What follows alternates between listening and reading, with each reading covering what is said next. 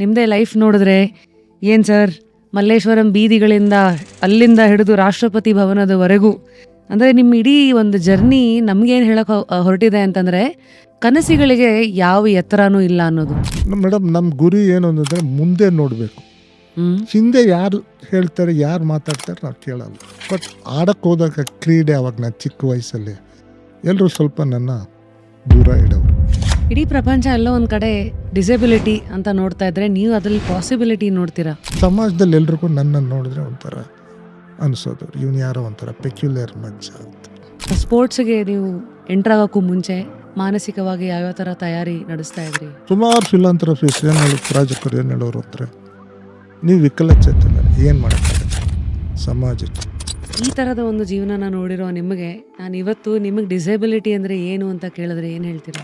ಒಂದೇ ಮಾತು, ನಾನು ಡಿಸೇಬಲ್ಡ್ ಅಲ್ಲ, ಏಬಲ್. ನಾನು ಎಲ್ಲ ಮಾಡಿ ತೋರಿಸ್ತಾ ಇದ್ದೀನಿ, ಮಾಡ್ತೀನಿ, ಮಾಡೋಕ್ಕಾಗತ್ತೆ. ಆ ಡಿಸ್ ಅನ್ನೋದನ್ನ ತೆಗೆದು ಬಿಡೋದು, ಏಬಲ್ ಅನ್ನೋದು ಅಷ್ಟೆ.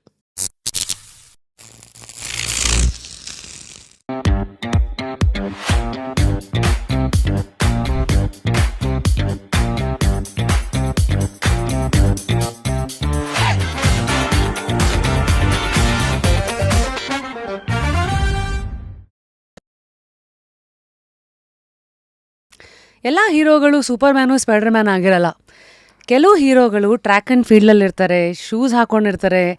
ಕೆಲವು ಸತಿ ಅನ್ಮ್ಯಾಚ್ಡ್ ಕರೇಜ್ ಅಂತಾರಲ್ಲ, ಅದರ ಜೊತೆಗೆ ಲೈಫನ್ನು ನೋಡ್ತಾರೆ. ಕೆಲವು ಸತಿ ಅವರ ದೇಹದ ಎತ್ತರ ಅವರ ಜೀವನದ ಮಿತಿ ಆಗತ್ತೆ ಅಂತ ಅಂದ್ಕೊಳ್ಳೋ ಜಾಗದಲ್ಲಿ ದೃಢ ಸಂಕಲ್ಪ ಒಂದಿದ್ದರೆ ಅದೇ ದೇಹದ ಎತ್ತರದ ಮಿತಿ ಇಟ್ಕೊಂಡು ಎಷ್ಟು ಎತ್ತರಕ್ಕೆ ಬೇಕಾದರೂ ಏರಬಹುದು ಅಂತ ಒಂದು ಜೀವನನ ನಡೆಸಿ ಒಂದು ಮಾದರಿಯಾಗಿ ಇವತ್ತು ನಮ್ಮ ಜೊತೆಗೆ ಜಸ್ಟ್ ಕ್ಯೂರಿಯಸಲ್ಲಿ ಮಾತಿಗೆ ಸಿಕ್ಕಿರೋದು ನಮ್ಮ ಸೌಭಾಗ್ಯ. ವೆರಿ ಹ್ಯಾಪಿ ಟು ವೆಲ್ಕಮ್ ನಮ್ಮ ಪದ್ಮಶ್ರೀ ಪ್ಯಾರಾ ಅಥ್ಲೀಟ್ ಅಂತ ನನಗೆ ಕರೆಯೋಕ್ಕೆ ಇಷ್ಟ ಇಲ್ಲ ಸರ್, ನಮಗಿಂತ ಭಾಳ ಎತ್ತರದಲ್ಲಿದ್ದೀರಾ ಬಹಳಷ್ಟು ವಿಚಾರಗಳಲ್ಲಿ. So true inspiration and a living legend, one and only ನಮ್ಮ KY ವೆಂಕಟೇಶ್ ಸರ್. ಧನ್ಯವಾದಗಳು ಮೇಡಮ್. ಹೇಗಿದ್ದೀರಿ ಸರ್? ತುಂಬ ಚೆನ್ನಾಗಿದ್ದೀವಿ. ನಿಮ್ಮ ಮಾತು ಕೇಳಿದ್ಮೇಲೆ ಇನ್ನೂ ಚೆನ್ನಾಗಾಗ್ತೀವಿ. ನೋಡಿ, ಯಾಕಂದರೆ ರೇಡಿಯೋದಲ್ಲಿ ತುಂಬ ಕೇಳ್ತಾ ಇದ್ದೆ, ನಿಮ್ಮ ಅಭಿಮಾನಿ ಅಂತಲೇ ಹೇಳ್ಬೋದು. ಅರೆ ಸರ್, ದೊಡ್ಡ ಮಾತು ಸರ್. Thank you sir. ನಿಮ್ಮ ಈ ಪ್ರೀತಿ ಪ್ರೋತ್ಸಾಹ ಗೊತ್ತಿಲ್ಲದಂಗೆ ನಮಗೆ ಸಿಕ್ಕಿರುತ್ತೆ, ಅದೊಂದು ಸರ್ಕಲ್ ಅಂತಾರೆ ನೋಡಿ. ಖಂಡಿತ ಒಂದು ದಿವಸ ಈ ಥರ ನೀವು ಮುಂದೆ ಬಂದು ಈ ರೀತಿ ಒಬ್ರಿಗೊಬ್ರು ಭೇಟಿಯಾಗಿ ಆ ಭಾವನೆಗಳನ್ನು ಹಂಚ್ಕೋತಾ ಇದ್ದೀವಿ. ಸರ್, ಮೊದಲನೇದಾಗಿ ನಿಮ್ಮದೇ ಲೈಫ್ ನೋಡಿದ್ರೆ ಏನು ಸರ್, ಮಲ್ಲೇಶ್ವರಂ ಬೀದಿಗಳಿಂದ ಅಲ್ಲಿಂದ ಹಿಡಿದು ರಾಷ್ಟ್ರಪತಿ ಭವನದವರೆಗೂ, ಅಂದರೆ ನಿಮ್ಮ ಇಡೀ ಒಂದು ಜರ್ನಿ ನಮಗೇನು ಹೇಳಕ್ಕೆ ಹೊರಟಿದೆ ಅಂತಂದರೆ, ಕನಸಿಗಳಿಗೆ ಯಾವ ಎತ್ತರನೂ ಇಲ್ಲ ಅನ್ನೋದು. ಸೊ ಸಮಾಜ ಅಫ್ಕೋರ್ಸ್ ನಿಮ್ಮನ್ನು ನೋಡಿದಾಗ ಕುಬ್ಜರು ಅಂತ ಲೇಬಲ್ ಕೊಟ್ಟಿರೋದಾಗಿರ್ಬೋದು, ಅಥವಾ ಡ್ವಾರ್ಫ್ ಅಂತ, ಐ ಡೋಂಟ್ ನೋ ಯಾವ್ಯಾವ ಥರ ಲೇಬಲ್ಗಳಿಂದ, ಕಣ್ಣಿಂದ, ಭಾವನೆಗಳಿಂದ ಜನ ನೋಡಿದ್ದಾರೆ. ಬಟ್ ನೀವು ಮಾತ್ರ ಲೈಫನ್ನು ತುಂಬ ಚೆನ್ನಾಗಿ ನೋಡಿದ್ದೀರಾ ಸರ್. ಮೇಡಮ್, ನಮ್ಮ ಗುರಿ ಏನು ಅಂದರೆ ಮುಂದೆ ನೋಡಬೇಕು. ಹಿಂದೆ ಯಾರು ಹೇಳ್ತಾರೆ, ಯಾರು ಮಾತಾಡ್ತಾರೆ ನಾವು ಕೇಳಲ್ಲ. ನಮ್ಮ ದಾರಿ ಇರೋದು ಕಣ್ಣ ಮುಂದೆ. ಸೊ ಆ ದಾರಿನ ನೋಡ್ಕೊಂಡು ಹೋಗಿ ನಾವು ಮೆಟ್ಲು ಏರ್ತಾ ಇದ್ದೀವಿ. ಜೀವನದಲ್ಲಿ ಮೆಟ್ಲು ಏರ್ತಾ ಬರಬೇಕು, ಕೆಳಗೆ ಇಳಿಬಾರ್ದು. ಸೊ ಆ ಥರ ನಮ್ಮ ಇದರಲ್ಲಿ ಇದಾಗಿದೆ. ನಮ್ಮ ಎತ್ತರಕ್ಕೆ ಹತ್ತಿ ನಮ್ಮೆಲ್ಲರನ್ನೂ ಏನೋ ಸಂತೋಷ ಪಡಿಸಿದ್ದೀರಾ. ಲಿಮ್ಕಾ ದಾಖಲೆ ಏನು, ಏಕಲವ್ಯ ಪ್ರಶಸ್ತಿ ಏನು, ರಾಜ್ಯೋತ್ಸವ ಪ್ರಶಸ್ತಿ. ಮೊದಲನೇದಾಗಿ ಲೈಫನ್ನು ಇಷ್ಟು ಚೆನ್ನಾಗಿ ನೋಡಿದ್ರಿ.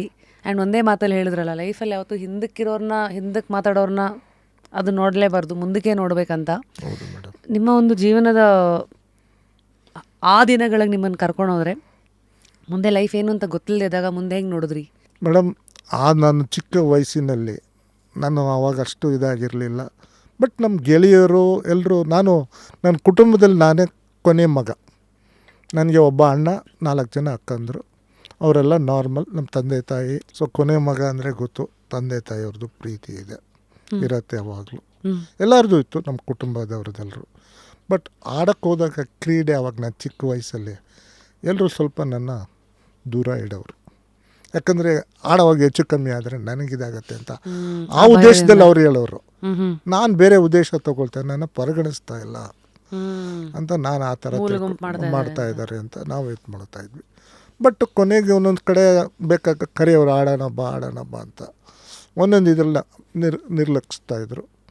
ಸೊ ಹಿಂಗೇ ಬೆಳೀತಾ ಬಂದೆ. ಒಂದು ನಾನು ಏನು ಅಂತಂದರೆ ಚಿಕ್ಕ ವಯಸ್ಸಿನಿಂದನೇ ನಾವು ತುಂಟ, ಚೇಷ್ಟೆ ಜಾಸ್ತಿ ಇರೋದು. ಸೊ ನಮ್ಮ ತಂದೆ ನಾನು ವಿದ್ಯಾಭ್ಯಾಸದಲ್ಲಿ ಸ್ವಲ್ಪ ಇದಾಗಬೇಕು ಅಂತ ಚೆಸ್ ಆಟ, ಚದುರಂಗ ಅದು ಹೇಳ್ಕೊಳಕ್ಕೆ ಶುರು ಮಾಡಿದ್ರು. ಸರಿ. ಆ ಚದುರಂಗ ಆಡ್ತಾ ನನ್ನ ಸ್ಕೂಲಲ್ಲಿ ಅಂತರ ಕ್ಲಾಸ್ ಎಲ್ಲ ಆಡೋಕ್ಕೆ ಶುರು ಮಾಡಿದೆ. ಅಂತರ ಶಾಲೆ ಆಡೋಕ್ಕೆ ಶುರು ಮಾಡಿದೆ. ಸ್ಟೇಟ್ ಲೆವೆಲ್, ಸ್ಟೇಟ್ ಲೆವೆಲ್ವರೆಗೂ ಹೋಗ್ತಾಯಿದ್ದೆ.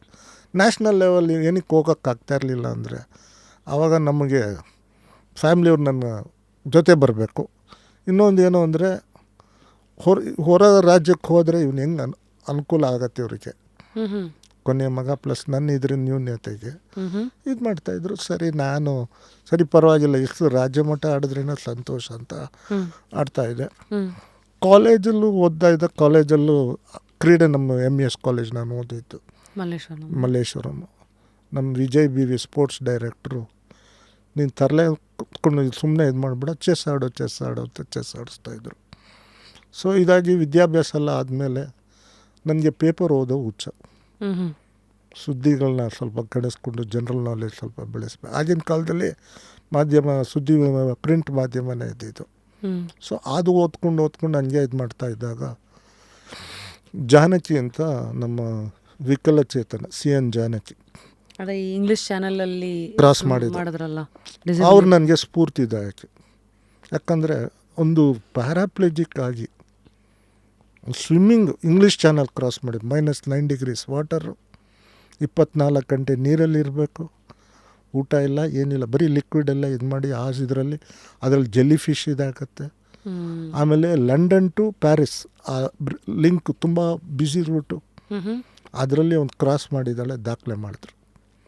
ಆ ಮಾಡಿದಾಗ ಎಲ್ಲ ಪೇಪರಲ್ಲೂ ಮುಂದೆ ಪೇಪರ್ ಫ್ರಂಟ್ ಲೈನ್ ಹೆಡ್ಲೈನ್ಸಲ್ಲೇ ಬಂತು.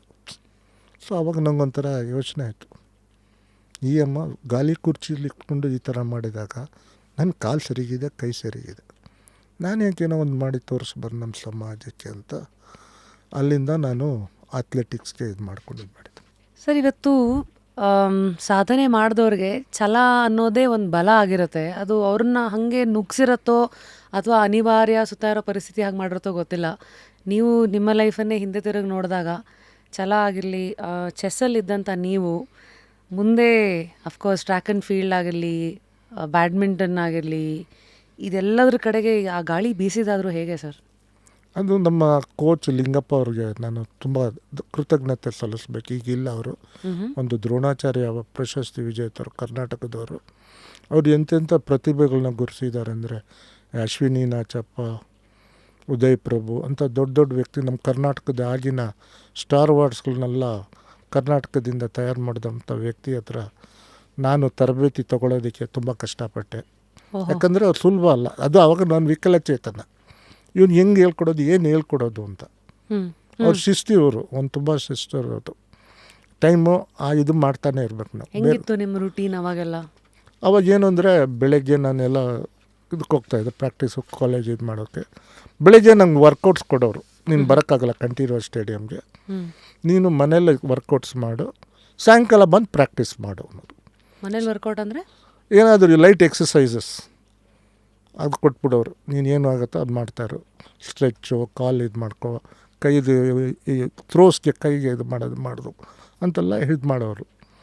ಆಮೇಲೆ ಸಾಯಂಕಾಲ 4 ಗಂಟೆಗೆ ನಂಗೆ ಪ್ರಾಕ್ಟೀಸ್ ಸ್ಟಾರ್ಟ್ ಆಗುತ್ತೆ. 3:55ಕ್ಕೆ ನಾನು ಅಲ್ಲಿ ಇರಬೇಕು. 4 ಗಂಟೆಗೆ ಬಂದರೂ ಇಲ್ಲ. ಟೈಮ್ ಅಂದರೆ ಟೈಮ್, ಡಿಸಿಪ್ಲಿನ್ ಸಖತ್ ಡಿಸಿಪ್ಲಿನ್ ಅದರಲ್ಲ ಅಂತ ಅವ್ರಿಗೆ ಮಾತಾಡ್ಸಂಗೆ ಅಲ್ಲ. ಆಮೇಲೆ ಪ್ರಾಕ್ಟೀಸ್ ಕೊಡೋವಾಗ ಈಗಿನ ಮಕ್ಕಳು ನೋಡಿರ್ತೀರ, 2 ನಿಮಿಷ ಬ್ರೇಕ್ ತೊಗೊಳಿದ್ದಿಲ್ಲ. ಆ ಥರ ಮನುಷ್ಯನ ಹತ್ರ ಪ್ರಾಕ್ಟೀಸ್ ಮುಗಿಯೋವರೆಗೂ ಅಲ್ಲೇ ಇರಬೇಕು ಫೀಲ್ಡಲ್ಲಿ. ಎಷ್ಟೊತ್ತಿರೋದು ಪ್ರಾಕ್ಟೀಸು? 1 ಅವರ್. ಏನೇನು ಮಾಡಿಸೋರು ನಿಮಗೆ? ಅದೇ ಥ್ರೋಸು, ನಂದು ಶಾರ್ಟ್ ಪುಟ್ಟು, ಡಿಸ್ಕಸ್ಸು, ಥ್ರೋಸು, ಅದು ಟೆಕ್ನಿಕ್ಸ್ ಹೇಳ್ಕೊಡೋದು, ಚೇಂಜ್ ಹೆಂಗೆ ಮಾಡಬೇಕು, ಏನು ಮಾಡಬೇಕು ಅಂತ.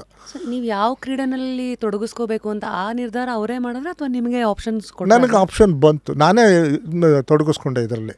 ಯಾಕಂದರೆ ಓಡೋದಕ್ಕೆ ನನ್ನ ಕಾಲ ಅಷ್ಟಿದಿಲ್ಲ. ಆಮೇಲೆ ನಮ್ಮದು ಅಂತಾರಾಷ್ಟ್ರೀಯ ಕ್ರೀಡೆಯಲ್ಲಿ ನಮ್ಮದು ಓಟ ಇಲ್ಲ, ಥ್ರೋಸ್ ಮತ್ತು ಶಾರ್ಟ್ ಪುಟ್, ಡಿಸ್ಕಸ್ ಮಾತ್ರ ಇರೋದು. ಸೊ ಆ ನಿಟ್ಟಿನಿಂದ ಕೈ ಚೆನ್ನಾಗಿದೆ, ಥ್ರೋ ಎಸಿಬೋದಲ್ಲ, ಕಾಲು ಮೂಮೆಂಟ್ಸ್ ಬೇಕು, ಆ ಟೆಕ್ನಿಕ್ಸ್ ಹೇಳ್ಕೊಟ್ರು.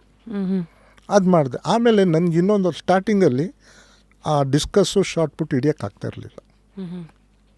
ಆವಾಗ ಅವ್ರು ಏನು ಹೇಳ್ಕೊಟ್ರು, ಬಾಸ್ಕೆಟ್ಬಾಲ್ ಡ್ರಿಬ್ಲಿಂಗ್ ಮಾಡೋ ಅಂದರು. ಅವಾಗ ನೋಡಿ ಇವಾಗ ಬರಲಿ, ಇವಾಗ ಹಿಂಗೆ ಇಟ್ಕೋಬೋದು. ಅವಾಗ ನನಗೆ ಇಷ್ಟೇ ಇದಾಗ್ತಾಯಿತ್ತು. ಹಾಗಾಗಿ ಅದು ಆಟೋಮೆಟಿಕ್ಕಾಗಿ ಮಸಲ್ ಮೆಮರಿ ಮತ್ತು ಎಲ್ಲ ಇದಕ್ಕೂ ಇದು ಹೊಡಿತು. ಹೆಂಗೆ ಮಾಡಬೇಕು ಎಸೆಯೋದಕ್ಕೆ ಇದಾಯಿತು. ಡಿಸ್ಕಸ್ ಇದು ಹೋಲ್ಡ್ ಮಾಡೋಕ್ಕೆ ಈಸಿ ಆಯಿತು. ಸೊ ಆ ಮನುಷ್ಯನ ನಾನು ಈಗಲೂ ನೆನೆಸ್ಕೊಳ್ತೀನಿ, ಮುಂದಕ್ಕೂ ನೆನೆಸ್ಕೋಬೇಕಂತ ಮನುಷ್ಯ ನನಗೆ ಐಡಿಯಾ ಕೊಟ್ಟು ಈ ಪ್ರಶಸ್ತಿ ಬರೋದಕ್ಕೆ ಅವರೊಬ್ಬರು ಕಾರಣ ಅಂತ. 5 ಬೆರಳು ಒಂಥರ ಇಲ್ಲ ಅಂದಮೇಲೆ ಸಮಾಜದಲ್ಲಿ ಎಲ್ಲರೂ ಒಂಥರ ಇರಲ್ಲ. ಖಂಡಿತ. ನಿಮ್ಮ ಜೀವನದ ಆಲೋಚನೆಗಳನ್ನು ಬದಲಾಯಿಸಿದಂತಹ ಘಟನೆಗಳು ಯಾವ್ಯಾವು? ಒಂದು ಕಹಿ ಘಟನೆ ಇದೆ. ಅಲ್ಲೇ ನಂದು ಸಿಹಿ ಆಯಿತು. ಕಹಿ ಘಟನೆನೇ ಸಿಹಿ ಮಾಡಿತು. ಅಂದರೆ 1999 1999ರಲ್ಲಿ ನನಗೆ ಫಸ್ಟ್ ಗೋಲ್ಡ್ ಮೆಡಲ್ ಬಂದಿದೆ ಅಲ್ಲಿ ಆಸ್ಟ್ರೇಲಿಯಾ ಸಿಡ್ನಿಲಿ ಮಲ್ಟಿ ಡಿಸಬಿಲಿಟಿ ಚಾಂಪಿಯನ್ಶಿಪ್. ಅದು ಹೋಗೋಕ್ಕೆ ಮುಂಚೆ ನಮ್ಗೆ ಇಲ್ಲಿ ತುಂಬ ಅಡಚಣೆ ಆಯಿತು. ಅಂದರೆ ವೀಸಾ ಸಿಕ್ಕಲಿಲ್ಲ. ಆಸ್ಟ್ರೇಲಿಯನ್ ಹೈ ಕಮಿಷನರ್ ಅವರು ನಮ್ಗೆ ವೀಸಾ ಕೊಡಲಿಲ್ಲ. ಯಾಕೆ ಅಂತಂದರೆ ಸುಮಾರು ಜನ ಭಾರತೀಯರು ಇಲೀಗಲ್ ಆಗಿದ್ದಿದ್ರು. ಅಲ್ಲಿ ಟೂರಿಸ್ಟ್ ವೀಸಾ ತೊಗೊಂಡು ಕಂಟಿನ್ಯೂಸ್ ಆಗಿರ್ತಾಯಿದ್ರು. ಅದರಲ್ಲಿ ನಮ್ಮ ಕ್ರೀಡಾ ಸಂಸ್ಥೆಯಿಂದನೂ ಒಂದು 3 ಜನ ಹೋಗಿದ್ರು. ಅವು ಕ್ರೀಡಾ ಸಂಸ್ಥೆ ಇವ್ರುಗಳೆಲ್ಲ ಹೋದಾಗ ಅವ್ರಿಗೆ ಹೈ ಕಮಿಷನರ್ ಇವ್ರು ವೀಸಾ ತೊಗೊಳಕ್ಕೆ ಹೋಗ್ದಾಗ ಮುಂಚೆ ಅವ್ರುಗಳೇ ಹೋಗ್ತೀವಿ ವೀಸಾ ಅಪ್ಲೈ ಮಾಡಿ ಬಲ್ಕಾಗಿ ತೊಗೊಂಬಂದ್ಬಿಡ್ತಾರೆ. ಕ್ರೀಡಾ ಇದಕ್ಕೆ ಸ್ಪೆಷಲ್ ವೀಸಾ ಬೇಕು. ಅವ್ರು ಹೋದಾಗ ಆಸ್ಟ್ರೇಲಿಯಾದ ಇದಕ್ಕೆ ಹೋದಾಗ ಅಪ್ಲಿಕೇಶನ್ ಇಡೋವಾಗಲೇ ವೀಸಾ ನಾವು ಕೊಡೋದಿಲ್ಲ ಅಂದ್ಬಿಟ್ರು. ಯಾಕೆ ಅಂತಂದಾಗ ಅವ್ರನ್ನ ಕರೆಸಿ ನಾವು ಇವ್ರಿಗೆಲ್ಲ ವೀಸಾ ಕೊಡ್ತೀವಿ ಅಂತ. ಆಮೇಲೆ ಇನ್ನೊಂದು ಏನು ಅಂತಂದರೆ, ನಾವು ಮುಂಚೆ ಎಂಟ್ರಿ ಫೀಸ್ ಕಟ್ತೀವಿ ಅವ್ರಿಗೆ, ಆರ್ಗನೈಸರ್ಸ್ಗೆ, ನಮ್ಗೆ ಇಳ್ಕೊಳ್ಳೋಕ್ಕೆ, ಆಮೇಲೆ ಅಲ್ಲಿ ಊಟ ತಿಂಡಿ ವ್ಯವಸ್ಥೆಗೆ, ಆಮೇಲೆ ಫ್ಲೈಟ್ ಟಿಕೆಟ್ ತೊಗೊಬೇಕು. ಇದೆಲ್ಲ ತೊಗೊಂಡ್ಮೇಲೆ ನಮ್ಗೆ ವೀಸಾ ಕೊಡೋದು. ತೋರಿಸ್ಬೇಕು ನಾವು ಇದು ಮಾಡಿದ್ದೀವಿ, ಇಲ್ಲಿ ಎಂಟ್ರಿ ಫೀಸ್ ಇದೆಲ್ಲ ಇದೆ ಅಂತ. ನಾನು ಒಬ್ಬನೆಲ್ಲ ಒಂದು 5-6 ಜನ ನಮ್ಮ ಫ್ರೆಂಡ್ಸ್ಗಳಿಗೆಲ್ಲ ಒಂಥರ ಬೇಸರ ಆಗೋಯ್ತು. ಸರಿ ಇದನ್ನು ಛಲ ಇಟ್ಕೊಂಡು ನಾವೆಲ್ಲರೂ ಸೇರಿಕೊಂಡು ಮಾತಾಡಿಕೊಂಡು ನಾವೇ ಹೋಗೋಣ ಹೈ ಕಮಿಷನರ್ ಆಫೀಸ್ಗೆ ಡೆಲ್ಲಿಗೆ. ಅಲ್ಲಿ ನಮ್ಗೆ ಏನು ಗೊತ್ತಿಲ್ಲ, ಎಲ್ಲಿ ಇಳ್ಕೋಬೇಕು, ಏನು ಮಾಡಬೇಕು ಅಂತ. ಅವರು ಅದೇ ಕ್ವಶನ್ ನಮ್ಮನ್ನು ಕೇಳಿದ್ರು. ನೀವು ಕರ್ಕೊಂಬನ್ನಿ, ನಿಮ್ಗೆ ವೀಸಾ ಕೊಡ್ತೀವಿ. ನಾವು ಹೇಳಿದ್ವಿ, ಮೇಡಮ್ ನಾವು ಪ್ಲೇಯರ್ಸ್, ನಾವು ಕ್ರೀಡಾಪಟುಗಳು, ನಾವು ದೇಶನ ಪ್ರತಿನಿಧಿಸೋಕ್ಕೆ ಹೋಗ್ತಾ ಇರೋದು. ನಾವು ಅಲ್ಲಿ ವ್ಯವಹಾರಕ್ಕೋ ಇಲ್ಲ ಅಲ್ಲಿ ಇಳ್ಕೊಳ್ಳೋದಕ್ಕೋ ನಮಗೆ ಬೇಡ. ಇಲ್ಲಿ ನಮಗೆಲ್ಲರೂ ಇದ್ದಾರೆ, ನಮ್ಮ ತಂದೆ ತಾಯಿ ಇದ್ದಾರೆ, ನಮಗೆ ಕೆಲಸಗಳಿದೆ, ಇಲ್ಲಿ ಎಲ್ಲ ಇದೆ ಅಂತಲ್ಲ. ಆಮೇಲೆ ನಮಗೊಬ್ಬರು ಫ್ರೆಂಡ್ಸ್ ಹೇಳಿದರು, ಲಾಯರ್ಗಳು ಹೇಳಿದರು, ನಿಮ್ಗೆ ಇಲ್ಲಿ ಏನೇನಿದೆ ದಾಖಲೆಗಳೆಲ್ಲ ತೊಗೊಂಡೋಗಿ ತೋರಿಸಿ ಅವ್ರಿಗೆ ಕನ್ವಿನ್ಸ್ ಮಾಡಿ, ಆವಾಗಲೇ ಅವ್ರು ನಿಮ್ಗೆ ವೀಸಾ ಕೊಡೋದು ಅಂದರು. ಸರಿ ಆಯಿತು ಅಂದ್ಬಿಟ್ಟು ಎಲ್ಲ ಮಾಡಿ ಸಾಯಂಕಾಲ ಬನ್ನಿ ತಿರ್ಗಾ ಅಂದರು. ಸರಿ ಸಾಯಂಕಾಲ ವೇಟ್ ಮಾಡಿದ್ವಿ 4 ಗಂಟೆಗೆ. ಅವ್ರಿಗೆ ಮನಸ್ಸು ಅದು ಏನು ಬದಲಾಯಿತೋ ಏನೋ ಗೊತ್ತಿಲ್ಲ, ಆಯಿತು ವೀಸಾ ಗ್ರ್ಯಾಂಟೆಡ್ ಅಂದರು. ವೀಸಾ ಆದಮೇಲೆ ಬೆಂಗಳೂರಿಗೆ ಬಂದು ತಿರ್ಗಾ ನಮ್ಮದು ಆ್ಯಕ್ಚುಲಿ ಫ್ಲೈಟ್ ಡೇಟ್ ಬುಕ್ ಮಾಡಿದ್ದೋ, ಆ ಫ್ಲೈಟ್ ಡೇಟು ನೋ ಶೋ ಆಯಿತು, ಕ್ಯಾನ್ಸಲ್ ಆಯಿತು. ಆವಾಗ ವಾಪಸ್ ಕೊಡಲಿಲ್ಲ. ತಿರ್ಗಾ ನಾವು ಬೇರೆ ಇದು ಮಾಡಿ ಅರೇಂಜ್ ಮಾಡ್ಕೊಂಡು ಆಸ್ಟ್ರೇಲಿಯಾಗೆ ಹೋಗಿ ಸಿಡ್ನಿಗೆ ಹೋಗಬೇಕು. ಡೈರೆಕ್ಟ್ ಫ್ಲೈಟ್ ಇಲ್ಲ ಅವಾಗ ಬೆಂಗಳೂರಿಂದ, ವಯಾ ಮಲೇಷ್ಯಾ ಇಲ್ಲ ವಯಾ ಸಿಂಗಾಪುರ್ ಹೋಗ್ಬೇಕು. ಆ ಮಲೇಷಿಯನ್ ಏರ್ಲೈನ್ಸ್ಗೆ ಹೋದರೆ ಅಲ್ಲಿ 6 ಗಂಟೆ ಕಾಲ ನಮಗೆ 12 ಗಂಟೆ ಕಾಲ ಇದಿರಬೇಕಾಯ್ತು ಕೋಲಾಲಂಪುರ್. ಸೊ ಓಪನಿಂಗ್ ಸೆರೆಮನಿ ಹೋಯಿತು. ಮೇಜರ್ ಯೂಶ್ವಲಿ ನಾವು ಓಪನಿಂಗ್ ಸೆರೆಮನಿ ಮಿಸ್ ಮಾಡ್ಕೊಳ್ಳಲ್ಲ. ಯಾಕೆ? ಓಪನಿಂಗ್ ಸೆರೆಮನಿಯಲ್ಲಿ ನಮ್ಮ ಧ್ವಜ, ನಮ್ಮ ಇದನ್ನೆಲ್ಲ ತೋರಿಸ್ತೀವಿ. ಆಮೇಲೆ ಎಲ್ಲ ದೇಶದವರು ಇರ್ತಾರೆ, ಅವ್ರ ಜೊತೆ ನಮ್ಮ ಇದಾಗ್ತೀವಿ, ಒಗ್ಗೂಡ್ಕೊಂಡು ಇದು ಮಾಡ್ತೀವಿ. ಅದೊಂಥರ ಚೆನ್ನಾಗಿರುತ್ತೆ. ಆಮೇಲೆ ಕ್ರೌಡ್ಗೂ ಗೊತ್ತಾಗುತ್ತೆ, ಭಾರತದವರು ಇದ್ದಾರೆ. ಸೊ ಅದು ಮಿಸ್ ಆಯಿತು. ಪರವಾಗಿಲ್ಲ, ಬಟ್ ಆಸ್ಟ್ರೇಲಿಯಾ ಕಾಲಿಟ್ವಲ್ಲ. ಅಲ್ಲಿಟ್ಟ ಮೇಲೆ ನಮ್ಮ ಬ್ಯಾಡ್ ಲಕ್ಕು ರಿಸೀವ್ ಮಾಡೋಕ್ಕೆ ಅಲ್ಲಿ ಆರ್ಗನೈಸರ್ಸ್ ಇಲ್ಲ. ಯಾಕಂದರೆ ಓಪನಿಂಗ್ ಸೆರೆಮನಿ ದಿವಸವರೆಗೂ ಇರ್ತಾರೆ, ಅದ್ರ ನೆಕ್ಸ್ಟ್ ಡೇ ಈವೆಂಟ್ಸ್ ಆದಮೇಲೆ ಅಲ್ಲಿ ಯಾರೂ ಇರಲಿಲ್ಲ. ಬಟ್ ಹೆಂಗೋ ಮ್ಯಾನೇಜ್ ಮಾಡಿಕೊಂಡು ಹೋಗಿ ಕ್ರೀಡೆ ಆಡಿ, ಅಲ್ಲಿ ನಾನು ಆಡಿದ್ದು ಅಲ್ಲೇ ನನಗೆ ಚಿನ್ನದ ಪದಕ ಬಂದಿತ್ತು. ಅವತ್ತಿನ ಕಾಲಕ್ಕೆ 1999ನಲ್ಲೇ ಆಸ್ಟ್ರೇಲಿಯಾಗೆ ಹೋಗೋಕ್ಕೆ ಎಷ್ಟು ದುಡ್ಡೆಲ್ಲ ಖರ್ಚಾಗಿರಬೇಕು ಸರ್? 55,000. ಸೊ ಮೆಡಲ್ ಗೆಲ್ಲಕ್ಕಿಂತ ಮುಂಚೆ ಹೇಳ್ತಾರಲ್ಲ, ಒಬ್ಬರು ಸ್ಪೋರ್ಟ್ಸ್ ಪರ್ಸ್ನಾಲಿಟಿದು ಕ್ಯಾರೆಕ್ಟರ್ ಏನು ಅನ್ನೋದು ನಿಮ್ಮ ಆ್ಯಟಿಟ್ಯೂಡಲ್ಲಿ, ಆಟನ ಎದುರಿಸೋದ್ರಲ್ಲಿ ಅದು ಕಾಣ್ತಾ ಇರುತ್ತೆ. ಎಸ್ಪೆಷಲಿ ಸೋತಾಗ ಹೆಚ್ಚು ಕಾಣ್ತಾ ಇರುತ್ತೆ. ಸೊ ಈಗ ಮೆಡಲ್ ಗೆದ್ದಾಗ ಪ್ರಪಂಚ ಒಂದನ್ನು ನೋಡ್ತಾ ಇರುತ್ತೆ, ಬಟ್ ನೀವೇನು ನೋಡ್ತಾ ಇರ್ತೀರಿ?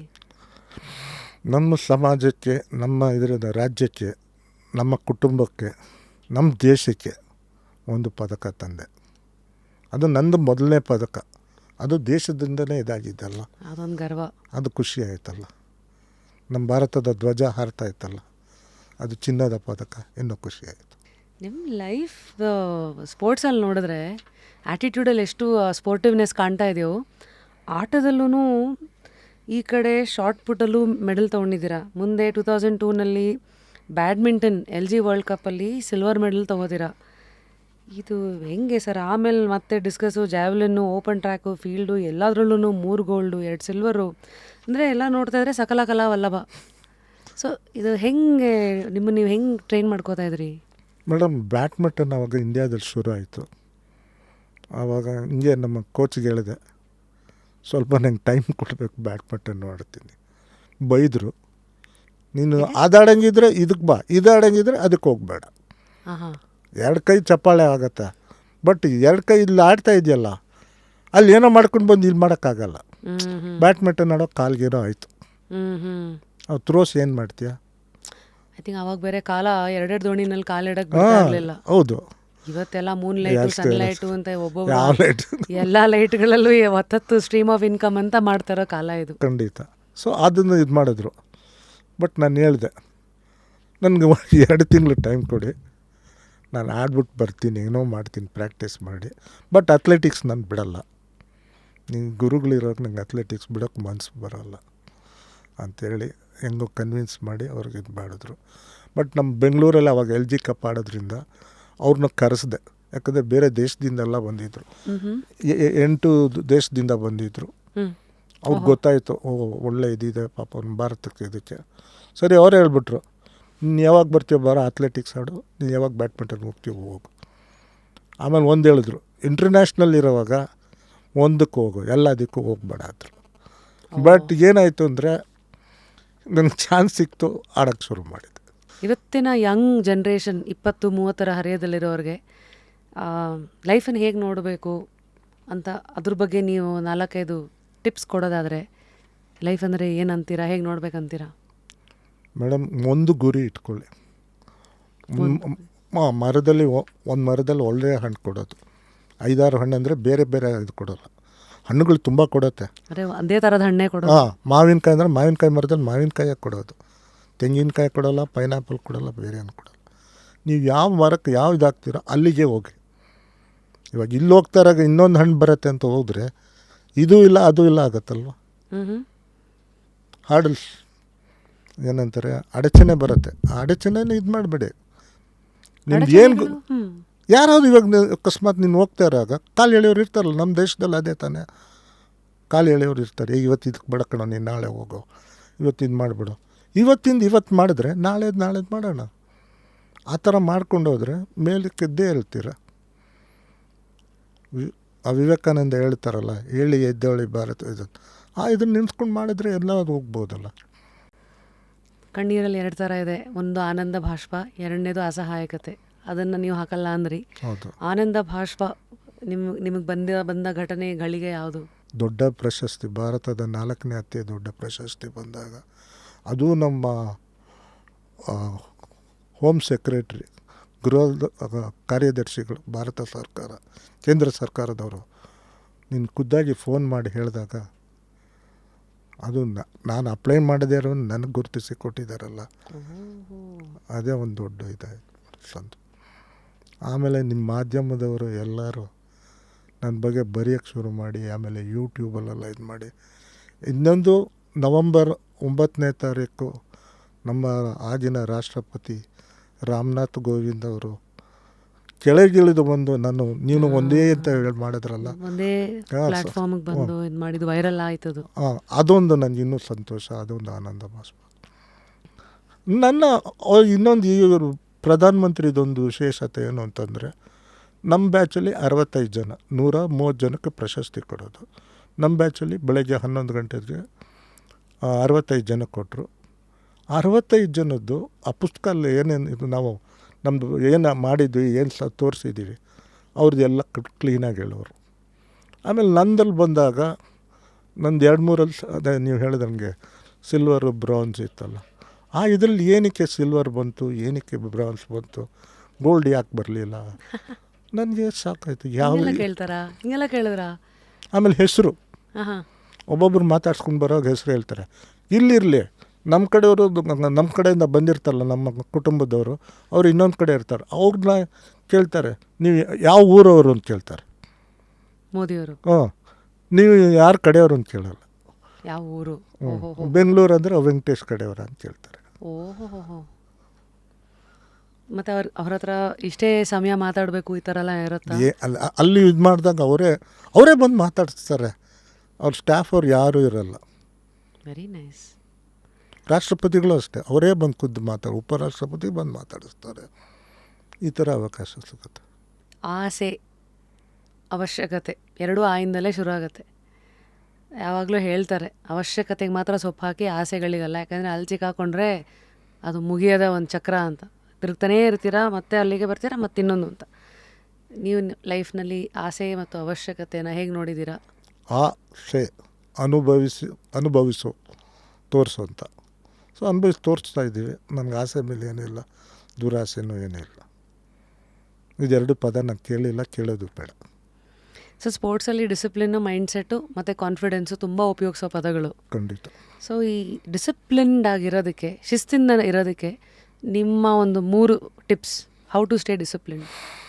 ಮೇಡಮ್, ಯೂಶ್ವಲಿ ನಾವು ಟೈಮ್ ಮೇಂಟೈನ್ ಮಾಡಬೇಕು. ನಮ್ಮ ಭಾರತದಲ್ಲಿ ಟೈಮ್ ಮೇಂಟೈನ್ ಆಗ್ತಾಯಿಲ್ಲ. ನಾವುಗಳು ಇದು ಮಾಡ್ತೀವಿ.